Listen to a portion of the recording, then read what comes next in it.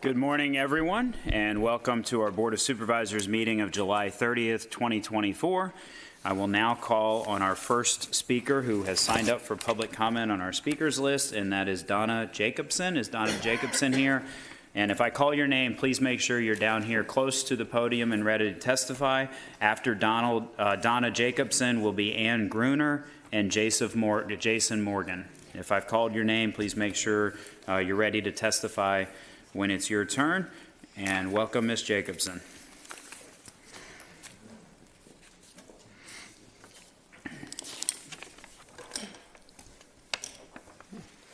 Hello, my name is Donna Jacobson, and I represent Lafayette Village Community Association.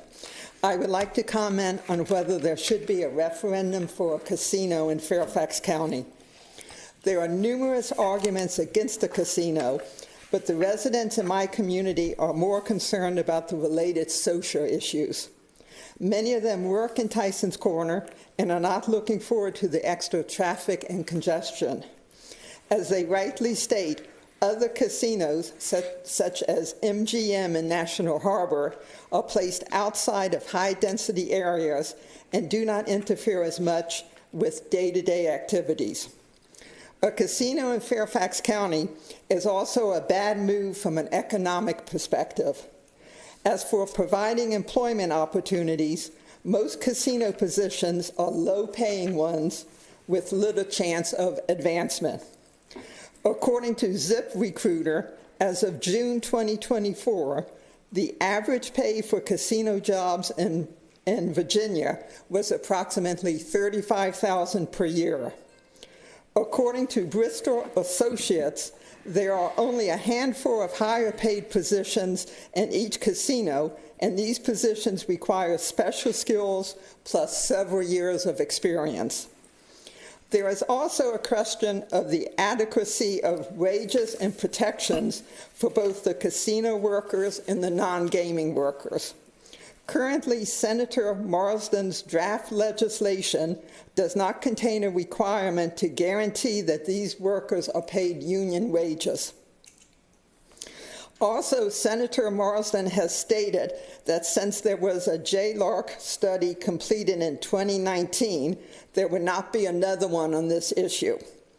I strongly believe that if a referendum for a casino is to be considered, then an updated JLARC study needs to be completed. We need to have current objective assessment of whether a casino in Fairfax County would truly produce a net increase in economic growth. Finally, Senator Marsden has also stated that he would not pursue Senate Bill 675 unless the Fairfax County Board of Supervisors were at least neutral on the issue. He stated that the board has spoken out against the process, but not against the casino itself.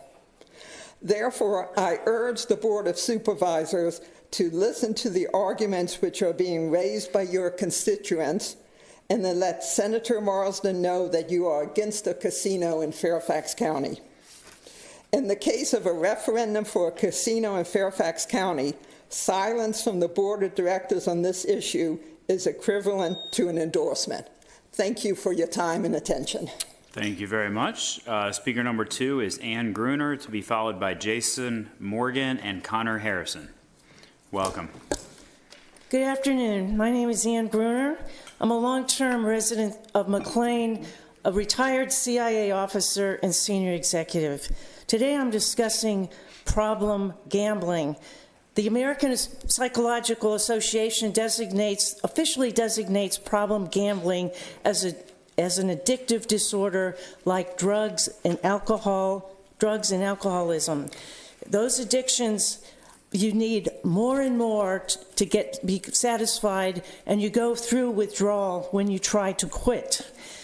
And like drug addiction, it actually rewires your neural networks. It suppresses your prefrontal cortex activity, which means you have diminished judgment, inhibition, and self-control. But unlike drug addiction, there is no physical manifestation of your problem, so it's very easy to hide. and other psychological factors come into play here, such as I just need one big win to make myself whole and to repay the money I've stolen from my friends, family, and workplace. Studies have shown that the most vulnerable to this addiction are the people with low incomes, and also boys and young men. The APA estimates that 5% of your adolescents and young adults are going to develop a gambling disorder. Industry knows this, and they target the young. And most of their profits come from the heavy users. And of course, there is a strong link between gambling and suicide. The studies show 30% of those diagnosed with this problem have considered suicide, and 15% have actually tried it. 90% of those with the problem do not seek treatment. Now, our neighbor Maryland has a gambling addiction rate of 9%, higher than the national average of 5%, and their General Assembly admits there are hundreds of thousands of residents in Maryland that have a gambling disorder. They spend $4 to $5 million a year on treatment, but it's not enough. For that level of treatment, Massachusetts spends $10 million a year. Now, in Virginia, our calls to our problem gambling hotline have increased 143% in just the last few years. Finally, I would be remiss not to mention that compulsive and excessive gambling causes people to lose their security clearance or not to be able to get one in the first place, including a large agency just down the road from Tyson's. And by the way, there are other locations around too, trust me. A casino within easy walking and driving distance, arguably, literally of thousands of people with security clearances, literally, arguably represents a national security concern.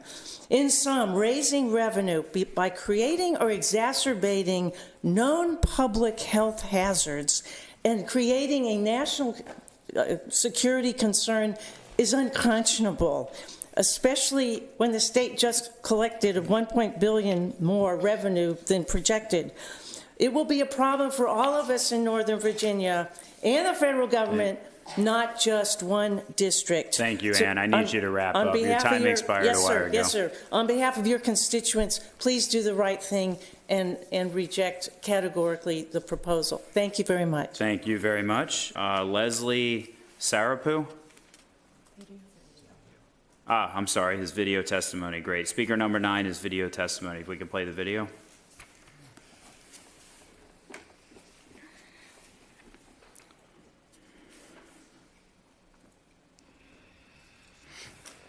Hi, I'm Leslie Sarapu. My family's lived in the Dunloring Woods neighborhood in the Providence district for almost 15 years. I'm touching base today to implore the Board of Supervisors to fight to keep a casino out of Tyson's. My family loves our proximity to Tyson's, and I've been really excited about the Tyson's redevelopment plan to transform Tyson's into a green, walkable, urban environment. I love that I can drop my teenagers off at the borough to explore while I get across Route 7 to go pick up Super Chicken for dinner. I adamantly oppose a casino opening in Tyson's, which I think is antithetical to the goals of the Tyson's redevelopment plan. It's well documented. Research shows that casinos significantly add to traffic, decrease home values, and increase crime. All of these factors lower the appeal for people considering moving to Tyson's. And I want Tyson's to be a community where people live and are invested, not just a trafficky area that people are commuting in and out of. Further, the Urban Institute recently reported that casinos just aren't the windfall for state and local budgets the way that some politicians are claiming. So if we're serious about making Tyson's a healthy, vibrant community, there's just no room for a casino from my perspective. I'm looking to the Board of Supervisors to publicly denounce casino efforts so that outside interests aren't hijacking Tyson's for their own financial gain at the expense of the people who actually live here. So thank you for your time and your careful consideration on this matter. Thank you. I do want to thank all those who attended today to support the speakers. we see you and we appreciate you coming out to make your voices heard here. And with that, our board meeting of July 30th, 2024 is adjourned.